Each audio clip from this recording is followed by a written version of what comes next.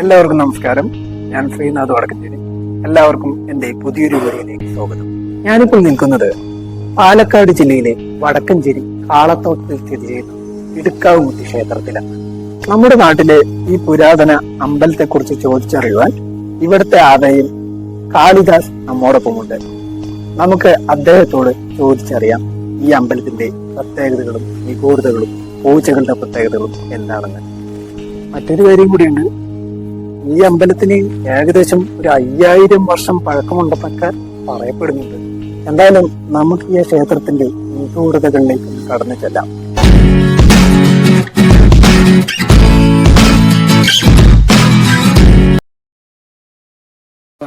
ഭഗവതിക്ക് എല്ലാം ഇടതുഭാഗത്തെല്ലാം പ്രേതങ്ങളാണ്. വലതുവശത്ത് ഭഗവതിയുടെ ഉപദേവന്മാരാണ്, ക്ഷേത്രപാലകന്മാരാണ്. നല്ലതിനും ചീത്തയ്ക്കുള്ള അത് അത് അങ്ങനെയല്ല, പൂജാവിധികളിലൂടെയല്ല. അത് നമ്മളൊരു അത് അച്ഛൻ പറയുന്നത് കേട്ടിരിക്കുന്നത് ഇങ്ങനെയാണ്. നമ്മൾ ഇതൊരു പണ്ട് ഈ കണ്ടാകർണൻ എന്ന് പറയുന്ന ആൾക്ക് ഒരു ഈ കോമ്പൗണ്ടിൽ വന്നിട്ട് പണ്ട് നമ്മൾ ഇപ്പോൾ നമുക്ക് പലവർക്കും അറിയില്ല, മറ്റേ നമ്മൾ ഈ മലയപ്പൊതി എന്നൊക്കെ പറഞ്ഞ് നമ്മൾ സ്വന്തമായി പൂജിക്കുക, കോഴി ഇറക്കുക എന്നുള്ള അങ്ങനെ ഒരു ശിഷ്ടമുള്ള ഒരു സ്ഥലമായിരുന്നു അത്. ഈ മണപ്പാടം, പുതിയങ്ങം, മണപ്പാടം എന്നൊക്കെ കുറേ ദേശക്കാരൊക്കെ ഇവിടെ ഉണ്ടായിരുന്നു. അപ്പോൾ ഇവിടെ എപ്പോഴും വരാറുണ്ട് അവർ. ആ ദേശക്കാരൊക്കെ ഇവിടെ എത്താറുണ്ട്. അപ്പോൾ അവരൊക്കെ അന്ന് എൻ്റെ ഓർമ്മയിലൊക്കെ ജീപ്പും പിന്നെ അന്ന് ടാർ റോഡൊന്നും ഇല്ല. അപ്പോൾ അത് അന്ന് ഈ കല്ലിട്ട റോഡാണ്. അപ്പോൾ ഈ പോത്ത് വണ്ടിയിലൊക്കെ വന്നിട്ട് അരിയും ഈ ഇതിനുള്ള കൂട്ടാൻ വയ്ക്കാനുള്ള സാധനങ്ങളൊക്കെ കൊണ്ടുവന്ന് അവർ നമ്മൾ കാളിയാക്ക് ചൊല്ലി കോഴി ഇറക്കും. അത് അവിടെ വെച്ച് അവർ ഭക്ഷണം പാചകം ചെയ്ത് പോകുന്ന ഒരു സംവിധാനമായിരുന്നു. അത് കഴിഞ്ഞ് കുറേ കാലങ്ങൾ കഴിഞ്ഞപ്പോൾ ഇവിടെ ഒരു ഇവിടെ ഒരു അവസ്ഥ എത്തി. കാരണം ഈ മദ്യത്തിൻ്റെ ഒരു പ്രശ്നം വെച്ച പൂജയുള്ളത് കൊണ്ട് അത് തമ്മിൽ ഒരു പ്രശ്നം ഉണ്ടായപ്പോൾ അച്ഛൻ ഇനി അത് പാടില്ല എന്ന് പറഞ്ഞിട്ട് അത് ആ ഒരു ഭാഗം കെട്ടി വൃത്തിയാക്കി. അത് ഭഗവതി സന്നിധിയാണ്, ഭഗവതിക്കാണ് ഇവിടെ പ്രാധാന്യം എന്ന് പറഞ്ഞിട്ട് അങ്ങനെ അദ്ദേഹം കെട്ടി ആ ഒരു ശിഷ്ടം അതങ്ങനെ പോകുന്നുണ്ട്. പക്ഷെ ആ ഒരു ശിഷ്ടത്തിന് ഓർമ്മയ്ക്കോ അതിന് ഭഗവതിക്ക് തൃപ്തിക്ക് വേണ്ടിയിട്ടാണ് ഇന്നും ഇവിടെ ഈ പൊതുജനങ്ങളെ, ഇവിടുത്തെ എല്ലാ ജനങ്ങളെയും, ഈ നാട്ടുകാരെ മുഴുവനും 18 ദേശക്കാരെയും ഞാനടക്കം ഉൾപ്പെടെ വരുന്ന പലകുടി മക്കൾ എന്നാണ് പറയുക. അപ്പോൾ ഈ പലകുടി മക്കൾക്ക് അവരാണിപ്പോൾ കളിയാട്ടമൊക്കെ നടത്തുക. കാരണം അവരെന്തെങ്കിലും പ്രാർത്ഥിച്ചിട്ട് പോവും. അത് പിന്നീട് നടക്കുമ്പോൾ ആടാണ് അത് ഉപയോഗിക്കുക. അപ്പോൾ അത് കൊണ്ടുവന്ന് അതിനെ വെട്ടി അതിനെ പാചകം ചെയ്ത് അവർ തന്നെ വെച്ച് അവർ തന്നെ കൊടുക്കുകയാണ്. മുമ്പ് ഒരുപാട് ചിട്ടവട്ടങ്ങൾ ഉണ്ടായിരുന്നു. ഒരു ഭാഗം നമ്മുടെ നായൻ സമുദായർക്കും എല്ലാ സമുദായക്കാർക്കും ഉള്ള, അതുപോലെ നമ്മുടെ വിശ്വകർമ്മയുള്ള ആൾക്കാർ കയ്യിൽ കളക്കാൻ കൊണ്ടുവരും. അങ്ങനെയുള്ള കുറേ, അതുപോലെ തന്നെ നമ്മുടെ ഭേദമില്ല, പണ്ട് മുതലില്ലാത്തത് കൊണ്ട് അവർ ഓരോരോ ആൾക്കാർ അവർക്ക് ആവുന്ന സാധനങ്ങൾ എന്ന് വെച്ചാൽ അപ്പം SNDP ആൾക്കാർ ഇത് വെക്കാനും പിടിക്കാനും അങ്ങനെയുള്ള കാര്യങ്ങളൊക്കെ നിൽക്കും. അപ്പം അങ്ങനെ അന്നത്തെ കാലത്ത് മുതലേ പണ്ട് കാലം മുതലേ ജാതി മതമൊന്നും പിടിയില്ല. ജാതിയൊക്കെ അതിന് ശേഷമല്ലേ വന്നത്. ഈ അമ്പലത്തിന് 3000 അല്ല 5000 വർഷമൊക്കെ പഴക്കം ഇഷ്ടം. അതിന് ഇപ്പോൾ കുട്ടികൾ പഠിക്കാൻ വരുന്ന കുട്ടികൾ തിരുവനന്തപുരം കോളേജിൽ നിന്നൊക്കെ വരുന്ന അവർ പറയുന്ന പഴക്കങ്ങളൊക്കെയാണ്. പക്ഷേ ഇതിനകത്ത് അതിൻ്റെ മേലെ പഴക്കമുണ്ടൊക്കെയാണ് ഇതൊക്കെ പറയുന്നത്. പിന്നെ അതിൻ്റെ കുറച്ച് ചരിത്രപരമായിട്ട് നമുക്ക് അന്വേഷിച്ചാൽ അത് കാണാനും സാധിക്കും. പിന്നെ അതിൻ്റെ ഈ കിണർ, പണ്ട് ഈ കിണർ ഇപ്പോൾ അച്ഛൻ കെട്ടിയിട്ടുള്ള, ഗോപാലകൃഷ്ണാഭ്യം കെട്ടിയിട്ടുള്ള കിണറാണ് ഇപ്പോൾ ഇത് നിൽക്കുന്നത്. അതിനു മുമ്പ് മണ്ണുകൊണ്ടായിരുന്നു ഈ കിണർ. മുത്തശ്ശൻ്റെ കണ്ടനാഭിയൻ്റെ കാലത്തിലുണ്ടായിരുന്നു. അത് മഴയുടെ പ്രകൃതിയുടെ ശോഭം കൊണ്ടൊക്കെ അതൊക്കെ എല്ലാം പോയപ്പോൾ അച്ഛൻ വന്നിട്ട് ഈ ചെങ്കല്ല് സിമെൻറ്റ് അപ്പളേക്കും വന്നു, അത് കൊണ്ട് കെട്ടി. മുത്തശ്ശൻ്റെ കാലത്ത് അത് മൺചുമരായിരുന്നു.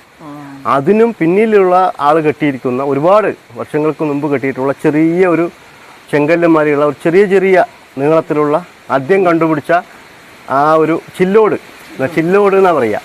ആ ചില്ലോട് കൊണ്ട് കെട്ടിയിട്ടുള്ള സ്ഥലമായിരുന്നത്. പിന്നെ അതുകൊണ്ടാണ് ഈ പഴക്കമൊക്കെ പറയുന്നത്. പിന്നെ ഇതിനെക്കുറിച്ചിട്ടൊന്നും കറക്റ്റായിട്ട് എനിക്കറിയില്ല.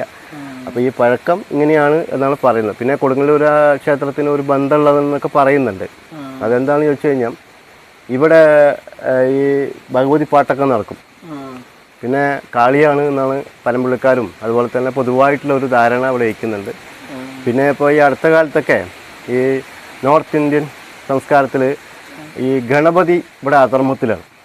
അതെന്ന് വെച്ചാൽ ഈ കളിയാട്ട് നടത്തുമ്പോൾ ഈ ഗണപതിക്കും വെക്കും ഈ ആടിൻ്റെ മാംസവും കോഴിയുടെ മാംസവും ഇതൊക്കെ വെക്കും.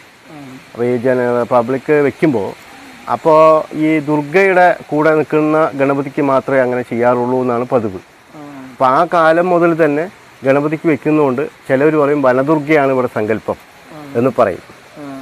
അപ്പോൾ അത് കാളിയായിട്ടും വനദുർഗയായിട്ടും. പക്ഷെ ഇവിടുത്തെ യഥാർത്ഥ ശിഷ്ടം എന്താണെന്ന് ചോദിച്ചാൽ, നമ്മൾ ഈ കിണറിൻ്റെ ഉള്ളിലാണ് ഭഗവതിയെ നമ്മൾ കാണുന്നില്ല എന്നുള്ളതല്ല.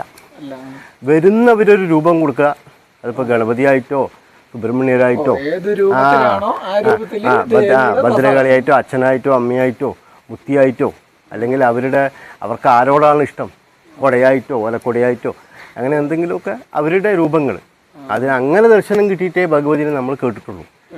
അവർ ഏത് ഉദ്ദേശിക്കുന്നു ആ രൂപത്തിൽ ഭഗവതി ദർശനം കൊടുക്കുന്നു. ആ ദർശനത്തിൽ പലവരും ഇവിടെ വന്നിട്ട് പറയാറുണ്ട്, ഇങ്ങനെ ഭഗവതി ആ രൂപത്തിൽ ദർശിച്ചു എന്ന് പറയുന്നുണ്ട്. അപ്പോൾ അതാ തന്നെയാണ് ഇതിൻ്റെ യഥാർത്ഥ സത്യം. പ്രകൃതിയിൽ എല്ലായിടത്തും നിൽക്കുന്നതാണ് ഇടുക്കാമുത്തി എന്നാണ് പൊതുവായിട്ട് പറയുന്നത്. ഇതാണ് ഈ അമ്പലത്തിൻ്റെ പൂജയുടെ ഒരു കാര്യങ്ങൾ. പിന്നെ ഏറ്റവും കൂടുതൽ പ്രധാനപ്പെട്ട പൂജയിൽ പറയാനുള്ളത്, ഈ പൂജ കഴിയുമ്പോൾ ഇവിടെ ആരോ പൂജകൻ നമ്മൾ നിവേദ്യം കൊണ്ടുപോകണം, ഉള്ളിൽ കൊണ്ടുപോയി പൂജിച്ചു. തിരിച്ച് നമ്മൾ ആദ്യത്തെ നിവേദ്യം പറഞ്ഞാൽ ഇവിടെ തേങ്ങ ചുരണ്ടിയതും തേങ്ങാ വെല്ലം പഴം, ഇപ്പോഴൊക്കെ കൽക്കണ്ട് മുന്തിരിയൊക്കെ വരുന്നു, അതൊക്കെ അന്നൊന്നും അതൊന്നുമില്ല. അപ്പോൾ ഇപ്പം മുന്തിരി കൽക്കണ്ട് തേന് പഴം നീര് ഇതൊക്കെ വെച്ച് ആദ്യം പൂജ കഴിഞ്ഞ് നമ്മൾ അപ്പോൾ ഭഗവതിക്ക് പൂജ ഊട്ടിയിട്ട് തിരിച്ചിറങ്ങുമ്പോൾ നമ്മൾ തിരിഞ്ഞു നിന്ന് തൊഴുകയാണ്. സൂര്യനെ നോക്കി കിഴക്കോട്ട് നോക്കി നിന്ന് തൊഴുകയാണ്. പക്ഷേ യഥാർത്ഥത്തിൽ പലവരും വിചാരിക്കണം ഈ തൊഴുകുന്നത് സൂര്യ നമസ്കാരമാണെന്ന്. അങ്ങനെയല്ല. 10 മണിക്കൊന്നും ആരും സൂര്യ നമസ്കാരം ചെയ്യില്ല. അത് സൂര്യനെ അല്ല. അപ്പോൾ മുമ്പൊക്കെ ഇവിടെ വരുമ്പോൾ ഈ സമയത്ത് ഈ വരുന്ന ഭക്തജനങ്ങളും ഈ ഭഗവതിയുടെ നാളെ ഉമ്മർത്ത് നിൽക്കും. അപ്പോൾ ഇവിടെ നിന്നിട്ട് ഭഗവതിയെ പ്രാർത്ഥിക്കും. അപ്പോൾ നമ്മൾ എന്താ പ്രാർത്ഥിക്കുന്നത് പറഞ്ഞു കഴിഞ്ഞാൽ, ഇവിടെ വരുന്ന എല്ലാ ഭക്തജനങ്ങളും സർവ്വജീവജാലങ്ങളുടെ മനസ്സ് ഭഗവതി തന്നെയാണ് എന്ന് പറഞ്ഞ് അവരെ നമ്മൾ കൈയെടുത്ത് തൊഴുകയാണ്. മനസ്സിലായി? ഭഗവതി തന്നെയാണ് വരുന്നത് എന്ന് പറഞ്ഞിട്ട്. അപ്പോൾ ഇവിടെ നായി വന്നാലും പൂച്ച വന്നാലും ഇവിടുത്തെ ജനങ്ങൾ വന്നാലും ആര് വന്നാലും അത് ഭഗവതി തന്നെയാണ് വന്നതെന്ന് പറഞ്ഞിട്ട് നമ്മൾ കൈയെടുത്ത് തൊഴുക. അപ്പോൾ തിരിച്ച് ഭഗവതി ഇറങ്ങിയ ശേഷം തൊഴുക എന്നുള്ളതാണ് ഇവിടുത്തെ. അതുകൊണ്ട് പലവരും വിചാരിക്കുന്നത് സൂര്യ നമസ്കാരമാണ്. അങ്ങനെയല്ല. പിന്നെ ഇവിടെ ഓരോ ഉപദേവന്മാർക്കും ഈ 2 രൂപങ്ങളും 3 രൂപങ്ങളാണ്. പക്ഷേ ഇപ്പോൾ ഇവിടെ കണ്ടാകരണ സ്വാമിയുണ്ട്. അതുപോലെ തന്നെ വിഷ്ണു അധർമ്മത്തിലുള്ള വിഷ്ണുവാണ്. അധർമ്മത്തിലുള്ള വിഷ്ണു എന്ന് പറയുമ്പോൾ ചിലപ്പോൾ എല്ലാവരും പറയും വിഷ്ണുമായിയാണോ ചോദിക്കും.